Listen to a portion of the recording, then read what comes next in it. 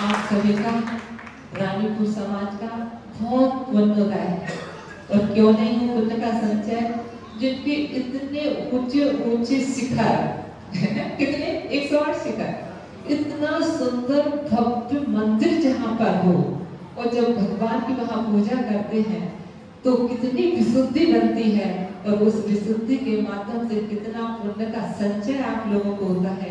यही कारण है कि रानीपुर समाज, यहाँ से कोई भी साधु संत यही निकलते हैं तो उनका यहाँ कुछ समय के लिए प्रवास जरूर होता है।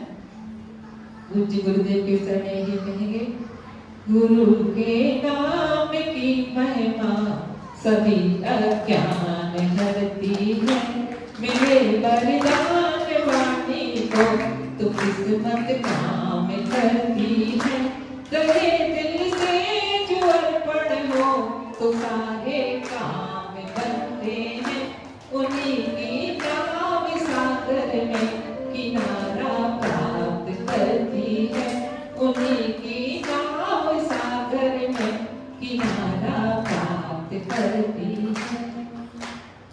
बंधुओं, ऐसे हम सभी के आराध्य आस्था के ईश्वर जन जन की प्रेरणा स्रोत आचरण के सजग प्रहरी और अभी माता जी कह रहे थे वर्तमान के वर्धमान उत्कृष्ट साधक परम पूज्य आचार्य विद्यासागर महाराज जी, जिनका आज जन्म यानी अवतरण दिवस, जिसको हम सभी उपकार दिवस के रूप में मना रहे हैं, उनके चरणों में कोटि कोटि वंदन वंदन वंदन।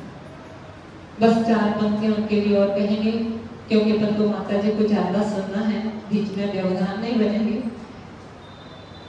कर्नाटक प्रांत से हमें ऐसा आचार्य रत्न मिला है, कर्नाटक प्रांत से हमें एक ऐसा आचार्य रत्न मिला है जिनको पाकर यार पूरा जैन समाज गौरवान्वित हुआ है।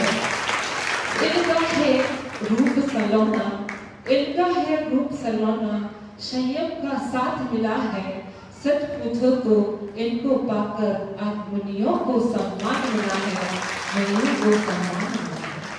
बंधुओं, ऐसे आचार्य गुरुवर कहते हैं कि जब एक ऐसा विषम वातावरण था, जिस समय आचार्य शांति सागर महाराज जी थे, कहते उस समय मुनियों की चर्या का पालन करना बहुत कठिन था।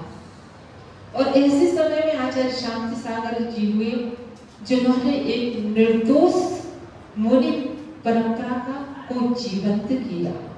उनका उपकार हम नहीं भूल सकते आचार्य शांति सागर जी का, क्योंकि निर्दोष मुनि परंपरा को प्रवर्तन करने का यदि पूरा श्रेय है तो आचार्य शांति सागर महाराज जी को। लेकिन यदि यह मुनि परंपरा का प्रभाव कहें या उसको राजमार्ग रूप यदि दिया है तो प्रभु जी आचार्य श्री विद्यासागर महाराज जी कि आज जिनके चुंबकीय व्यक्तित्व से प्रभावित होकर के इतने युवक युवतियों ने संयम के मार्ग में अपने पग बढ़ाए, और एक हमें निर्दोष जो मुनिचर्या दिखना चाहिए वो पूरे संघ में हमें देखने को मिलती है। मतलब हम यही कहेंगे कि भूतो न भविष्यति, भूतो न भविष्यति। पूज्य आचार्य श्री का जो संघ है वो स्वयं भी बाल ब्रह्मचारी थे और उनका पूरा संघ ही बाल ब्रह्मचारी। इसके पहले कभी भी हमने ऐसा ना लिखा या सुना या पढ़ा होगा कि जहाँ पर पूरा संघ बाल ब्रह्मचारी हो।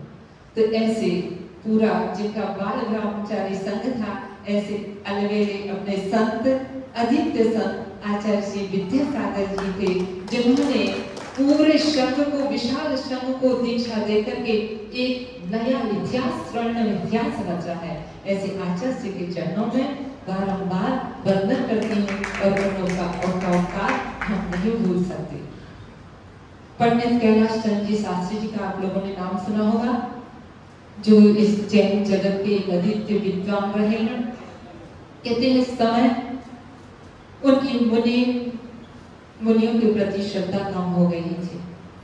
उन्होंने लिखा, जब उन्होंने सर्वप्रथम आचार्य श्री विद्यासागर महाराज जी के दर्शन किए, क्या उन्होंने जब सर्वप्रथम आचार्य श्री विद्यासागर जी के दर्शन किए तो उन्होंने एक जैन संदेश जो निकलता था जिसका संपादन वो करते थे, उस संपादकीय उस पत्र के सबसे मुख्य पृष्ठ पर उन्होंने लिखा था कि आज के उदीयमान नक्षत्र यानी आचार्य जी को लिखा कि आज जिनके मैंने दर्शन किए उसके पहले तक तो मेरी नमोकार मंत्र पर से ही श्रद्धा हट रही थी। क्या मैं नमोकार मंत्र के 5 पद में से 2 पद पढ़ा करता था, 3 पद को छोड़ देता था।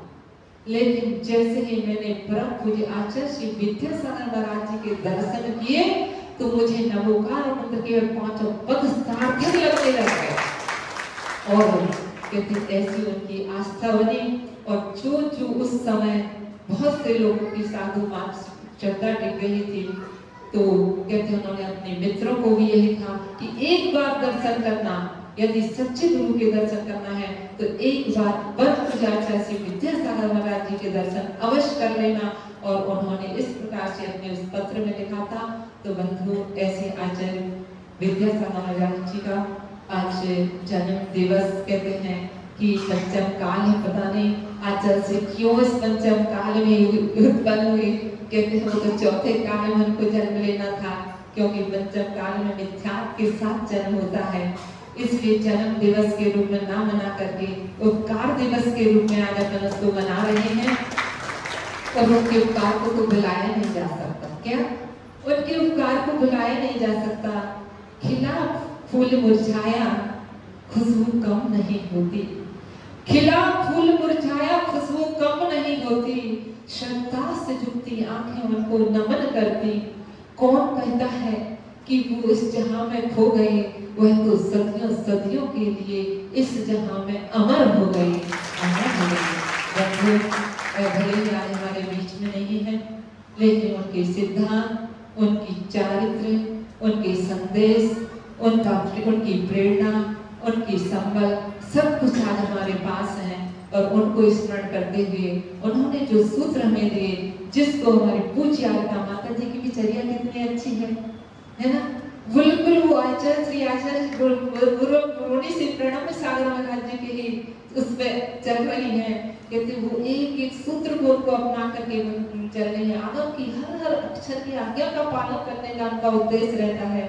ऐसी परम पूज्य आज का श्री प्रसन्न माता जी, ओम सम्मति माता जी जो कितने प्रयास करती हैं, उनको भी बदनाम नहीं करते हुए हम यही कहेंगे कि ऐसे आचार्य गुरुवर अभी भले ही जहाँ पर भी हों लेकिन आगे जल्दी से जल्दी कर्मों का क्षय करके शाश्वत को प्राप्त करके सिद्ध से नाम ऐसित्व की पंक्तियों में अपना नाम अंकित करें। ऐसे परम पूज्य आचार्य श्री विद्यासागर महाराज जी की जय।